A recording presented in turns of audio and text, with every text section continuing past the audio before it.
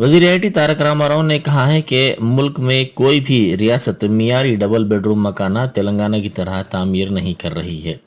उन्होंने कहा कि आवाम से रकम लिए बगैर मियारी डबल बेडरूम मकानात की तामीर का काम किया जा रहा है। सिलसिला ज़िले के एल्लारेड्डी पेट के कोरटला पेट में उन्होंने डबल बेडरूम मकानात का इफ्तिताह किया और इन मकानात को इस्तिफादा कुनिंदगान के हवाले भी किया। ఒక 3 ఇండ్లలో లాంఛనంగా వారికి ఇండ్లు అందజేసి వారిని గృహప్రవేశం చేయించి ఇక్కడికి వేదిక మీదకి వచ్చినాం. ఆ లాంఛనంగా గృహప్రవేశం చేసే సందర్భంగా ఆ గృహప్రవేశం చేసిన ముగ్గురిని కూడా నేను ఒకటే అడిగినా, మీరు ఎక్కడ ఉండేది అని అడిగినా. మేము ఇక్కడే గుడిసెలో ఉండేది, బయట ఉండేది కొరట్లపేటలో అని చెప్పినారు. మరి ఇదే ఇల్లు గనక మీరు కట్టింటే ఎంత ఖర్చు అయ్యేదని అడిగినా. 8 నుంచి 10 లక్షలు ఖర్చు అవుతుండే, కానీ ప్రభుత్వం మాకు ఇప్పుడే ఇచ్చిందని చెప్పినారు వాళ్ళు. ఒక్క రూపాయి కానీ ఒక్క పైసా కానీ ఎవరికైనా లంచం ఇచ్చిండ్రా? మీ సర్పంచో, ఉప సర్పంచో, వార్డు మెంబరో, ఎంపీటీసో ఎవరైనా ఒక పైసా లంచం ఇవ్వాల్సి వచ్చిందా మీరు అని అడిగినా. ఒక్క పైసా లంచం కూడా ఇవ్వాల్సిన అవసరం పడలేదు. మమ్మల్ని వెతికి గుర్తించి మాకు అర్హత ఉంది అని భావించి మాకు ఇల్లు లేదని గుర్తించి ఇండ్లు ఇచ్చినారు.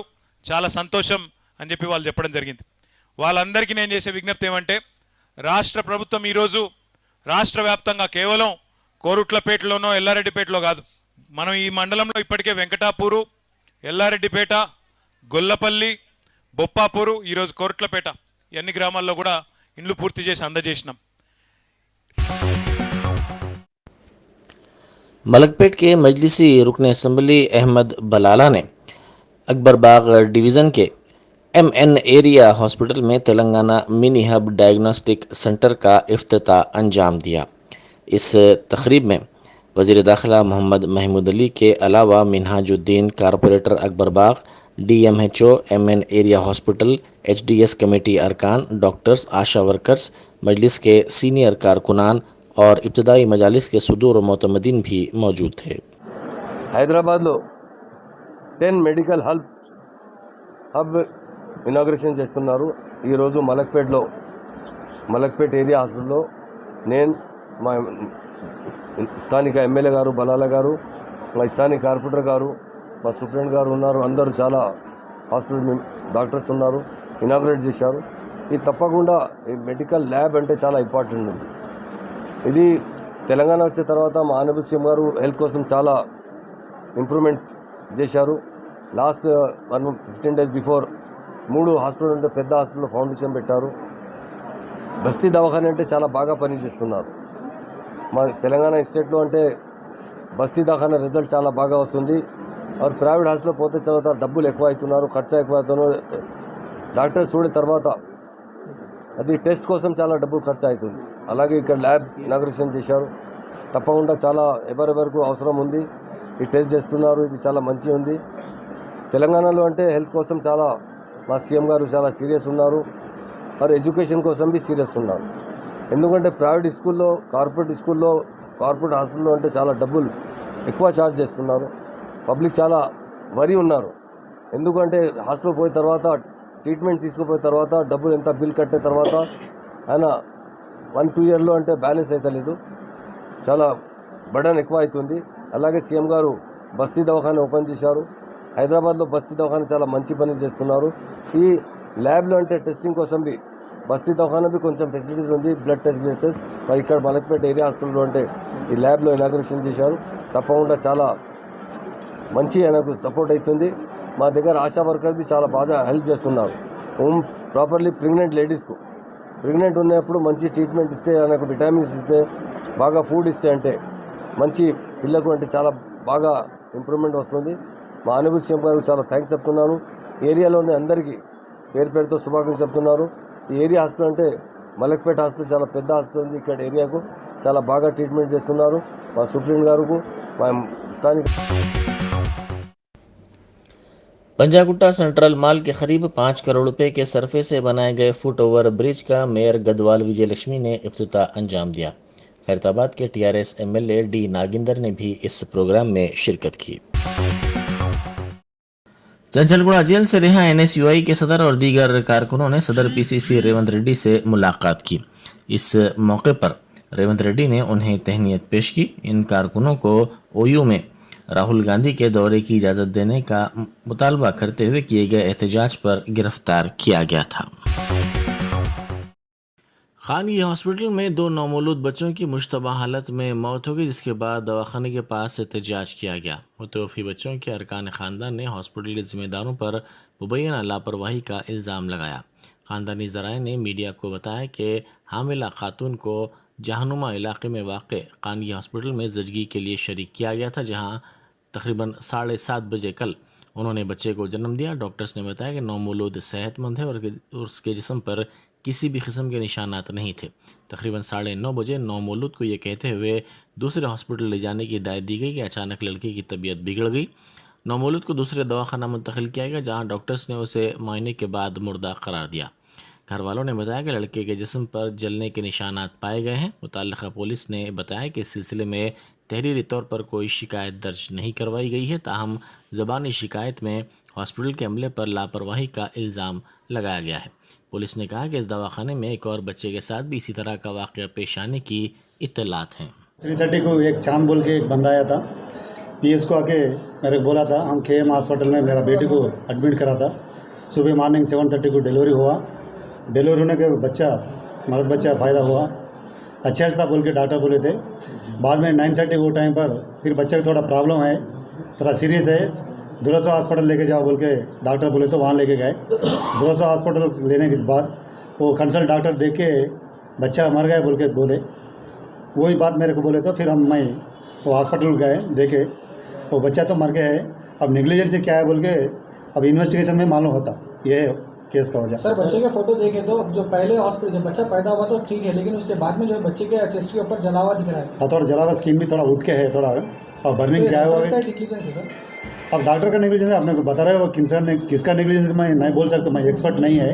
अब जो हाँ वो क्या है कि रखने के बाद हुआ, अब वो क्या हुआ आपने को नहीं बोल सकता। उसके अलावा एक बेबी है, अब एक बेबी और एक बेबी है, उसका भी स्किन भी उठ गया है, थोड़ा काला हो गया है। सो एज पर इन्वेस्टिगेशन में क्या निकलता वो केस वो उसके ऊपर हम जो कानून है कानून के साथ चलते।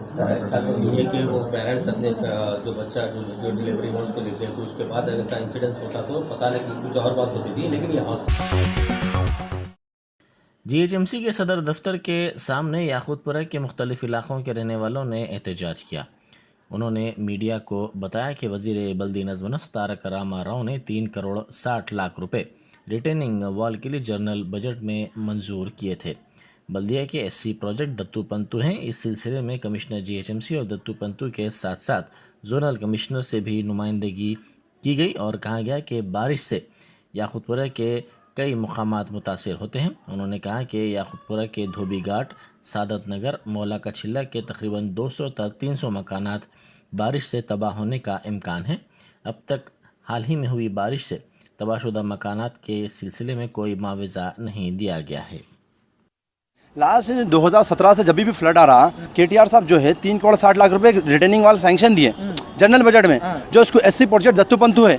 मैं पिछले 2 साल से SC प्रोजेक्ट दत्तू पंतु को, GHMC कमिश्नर को, जोनल कमिश्नर को कई बार रिप्रेजेंटेशन दिया, दे के बोला कि देखो साहब ये ऑलरेडी काम कर रहे हैं, आप लोग सेफ्टी प्रिकॉशन नहीं ले रहे हैं, बारिश आ जाएंगी तो हमारे 200-250 घर पूरे तबाह हो जाते, धोबी घाट, सादत नगर, मौला का छिल्ला।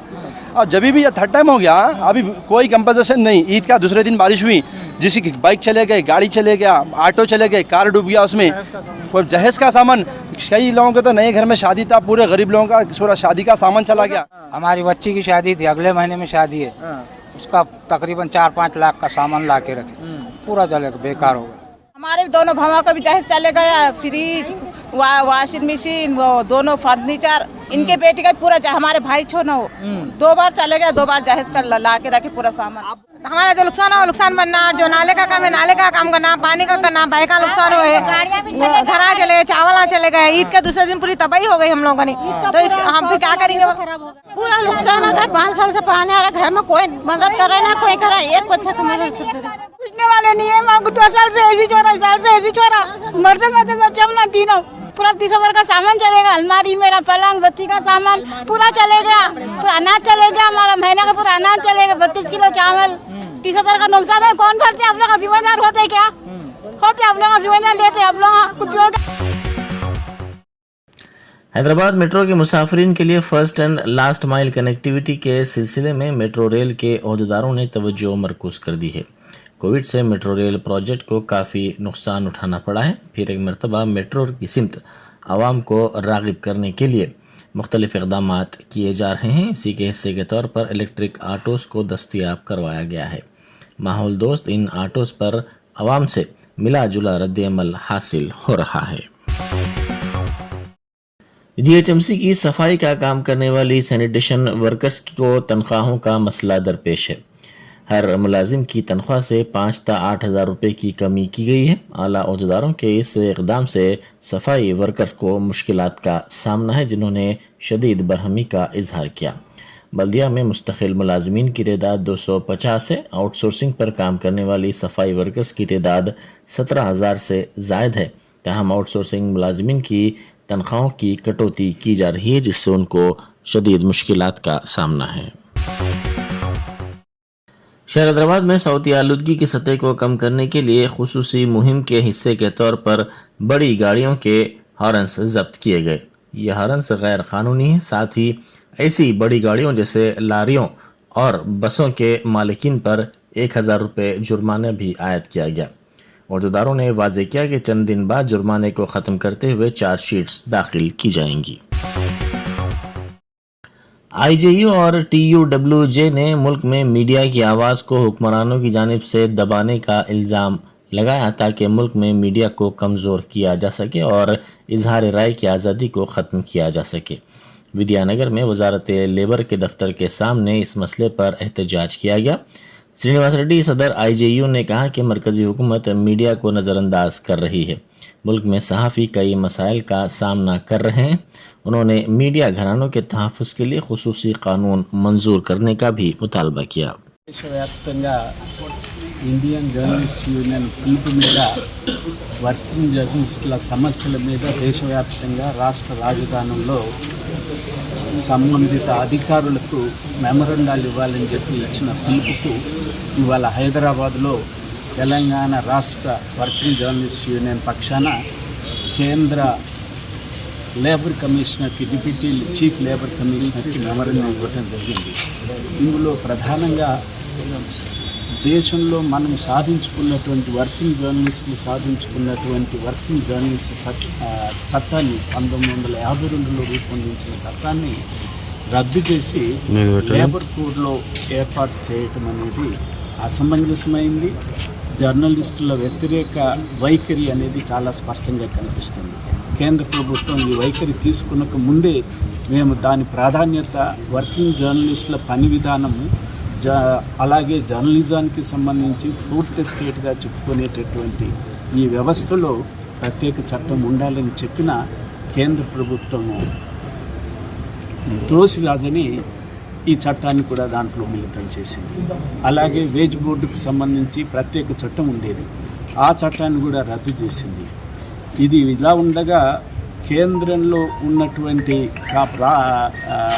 పార్లమెంటు రూపొందించిన ప్రెస్ కౌన్సిల్ చట్టాన్ని ఎలక్ట్రానిక్ మీడియా కూడా వచ్చింది కాబట్టి దాన్ని మీడియా కౌన్సిల్ చేయాలని దాదాపు 20 సంవత్సరాలుగా గత ప్రభుత్వం అలాగే నిర్లక్ష్యం చేసింది, ఈ ప్రభుత్వము నిర్లక్ష్యం చేస్తుంది. ఈ ప్రభుత్వం అంతకన్నా ఎక్కువ నిర్లక్ష్యం ఏమిటంటే 14th ప్రెస్ కౌన్సిల్ ఏర్పాటైంది, సభ్యులు ఏర్పాటయ్యారు. దాదాపు 8 మాసాలు కావస్తుంది, నోటిఫై చేసింది కేంద్ర ప్రభుత్వము. అయినా ఇప్పటి వరకు దానికి చైర్మన్ నియమించలేదు. ఇది చైర్మన్ నియమించకపోవటము అంటే శాసనసభ ఏర్పడింది, సభ్యులు ఎన్నుకున్నారు, ప్రజలు ఎన్నుకున్నారు, ప్రభుత్వం లేదు, స్పీకర్ లేదు. ఏమిటి దీని పర్యవసానము అంటే అపహాస్యం చేయటము. ఈ దేశంలో ఫోర్త్ స్టేట్ని అపహాస్యం చేయడానికి కేంద్ర ప్రభుత్వం కంకణం కట్టుకున్నట్టుగా కనిపిస్తుంది. అలాగే పిఐబి ఇష్యూ చేసేటటువంటి అక్రిడిటేషన్ కార్డ్స్లో కొత్త రూల్స్ తీసుకొచ్చారు. దాని ప్రకారంగా వాళ్ళకి ఇష్టమైన వాళ్ళతో నింపటానికి, జాతీయ స్థాయి సంఘాలను ప్రాతినిధ్యం లేకుండా చేయటానికి ఒక దురుద్దేశపూర్వకంగా వచ్చినటువంటి ఈ చట్టానికి, ఈ రూల్స్కు వ్యతిరేకంగా దేశవ్యాప్తంగా నిరసన ఆందోళనలు జరుగుతున్నాయి. అలాగే ఇవాళ పార్లమెంటు సమావేశమైంది, బడ్జెట్ను ఆమోదించింది, రాష్ట్ర శాసనసభలు సమావేశం అవుతున్నాయి, రాజ్యసభ సమావేశమైంది. కానీ پکوان گیس کی بڑھتی قیمتوں میں اضافے کے خلاف نظام آباد کے ڈچ پلی میں خواتین کی جانب سے احتجاج کیا گیا۔ ان خواتین نے شدید برہمی ظاہر کرتے ہوئے نعرے بازی کی اور کہا کہ گیس کی قیمتوں میں اضافے سے عام آدمی پر مرکز نے مزید بوجھ کا اضافہ کر دیا ہے۔ انہوں نے کہا کہ بی جے پی کے رکن پارلیمنٹ دھرما پوری اروند حلقے کی ترقی کے لیے کوئی کام نہیں کر رہے ہیں اور وہ خواتین کا احترام بھی نہیں کرتے۔